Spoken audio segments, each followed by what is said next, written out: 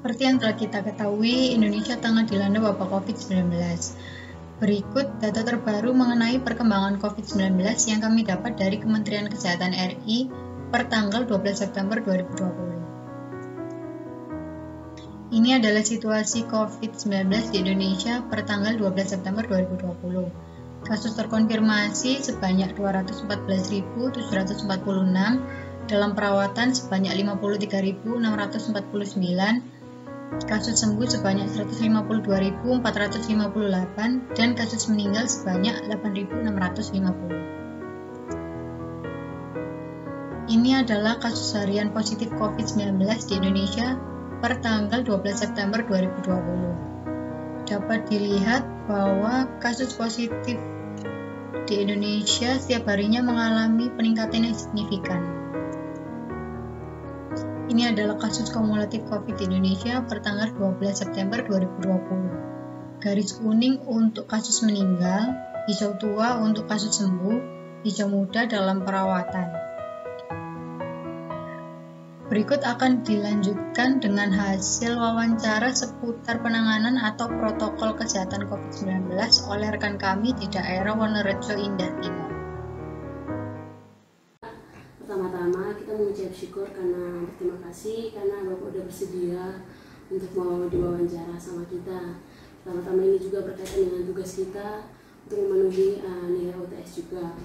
Nah, di sini tujuan kami yang pertama itu kami ingin mewawancara Bapak seputar dengan perkembangan kasus COVID-19 di daerah Wonorejo Indah Timur. Pertama-tama, menurut Bapak bagaimana situasi terkini di lingkungan ini terkait dengan kasus virus corona? Jadi di RT 7 khususnya RW 8 masalah COVID sudah tertangani semua dengan adanya gugus COVID. Jadi di sini ada organisasi yang membuat suatu bentuk Wani Jogo Surabaya. Nah, jadi di situ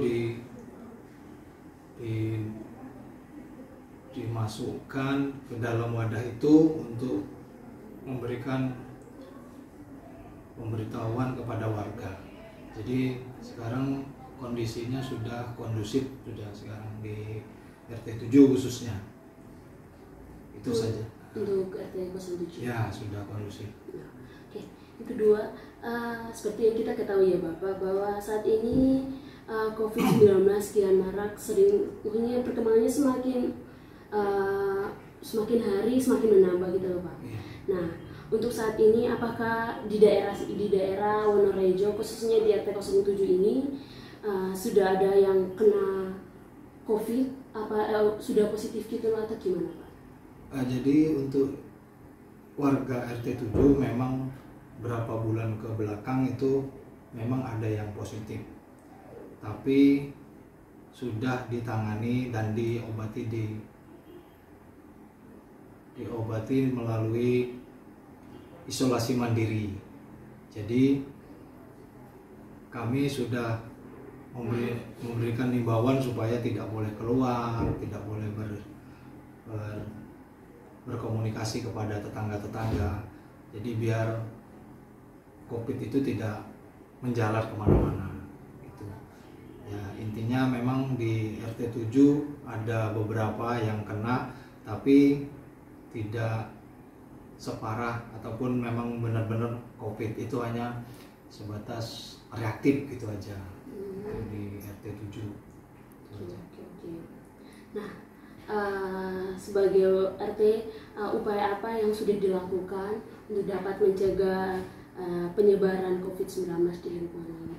Jadi kami melaksanakan penyemprotan, terus memberikan edukasi kepada warga, menyiapkan tempat cuci tangan, memberikan berbagai macam masker, dan memberikan sanitizer juga. Jadi kami menghimbau kepada warga, kalaupun nanti keluar harus pakai masker. Jadi protokolernya COVID itu harus benar-benar lakukan. Berarti protokolnya sudah diterapkan? Sudah kami terapkan. Sejauh ini menurut Bapak dengan penerapan protokol kesehatan perkembangannya bagaimana?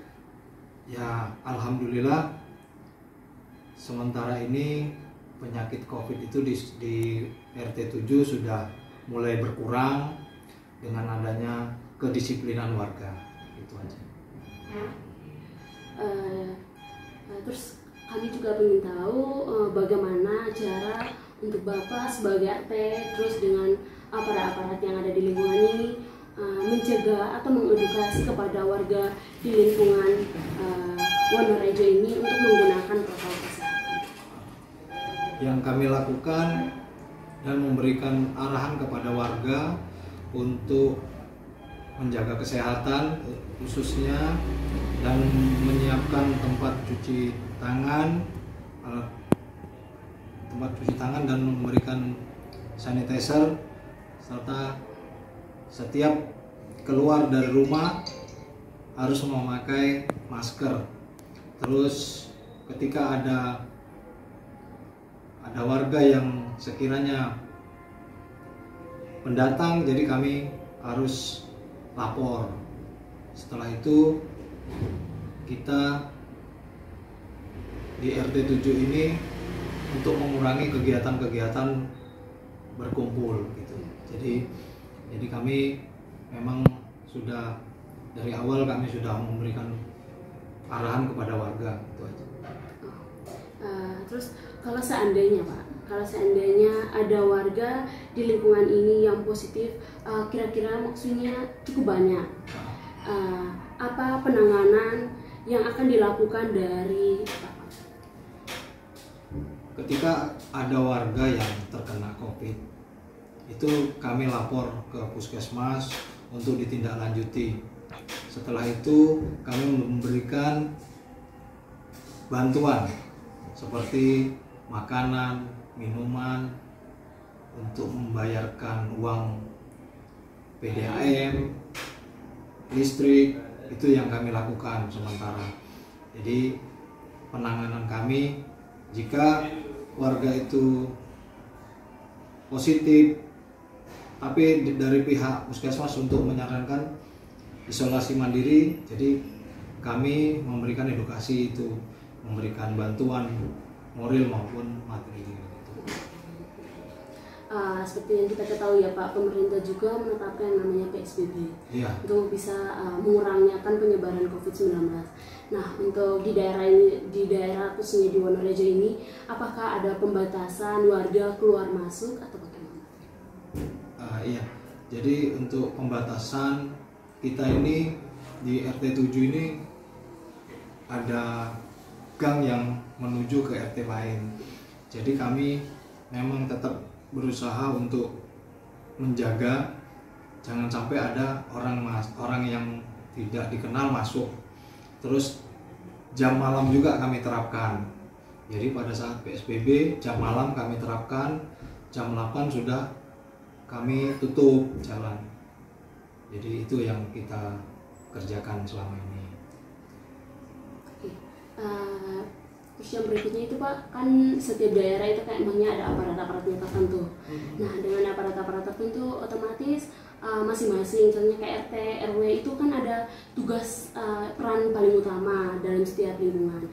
Nah, peran Bapak yang paling utama dalam penanganan COVID ini gimana? Peran saya hanya sebatas memberikan edukasi, memberikan bantuan, memberikan penyemprotan di sekitar wilayah RT 7.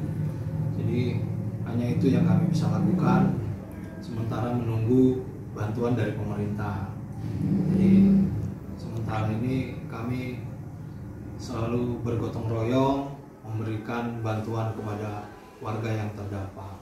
Berarti dalam kondisi seperti ini setiap warga ikut berpartisipasi untuk membantu warga lain yang terkena COVID-19 ya? Iya, betul. Dengan bantuan apa para masyarakat atau warga yang lain membantu? Kami mengharapkan kepada warga untuk membantu secara moral maupun material dengan bantuan uang, makanan, minuman, ya kita tidak memberikan pemaksaan kepada warga. Jadi intinya kita saling bergotong royong. Dengan adanya gotong royong kita bisa melawan COVID ini. Jadi itu yang kita lakukan di RT 7. Jadi gotong royong itu tetap kami terapkan di RT 7. Ya, mungkin terakhir dari kami minta apa harapan Bapak ke depannya untuk khususnya negara kita, biar kayak maunya harapan besar apa yang Bapak miliki untuk negara ini berkaitan dengan COVID? Kami ya mengharap COVID ini cepat berlalu, terus warga tetap menjalankan aktivitasnya dengan baik seperti semula, tidak ada bencana lagi lah.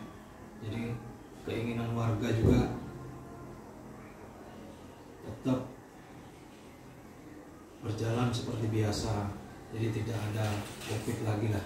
Jadi memang COVID ini benar-benar menghancurkan kayaknya, menghancurkan bangsa kita ini. Jadi warga menghendaki ayo pemerintah segera mengeluarkan vaksinnya itu. Vaksinnya ini ditunggu-tunggu sama masyarakat. Sampai sekarang belum keluar.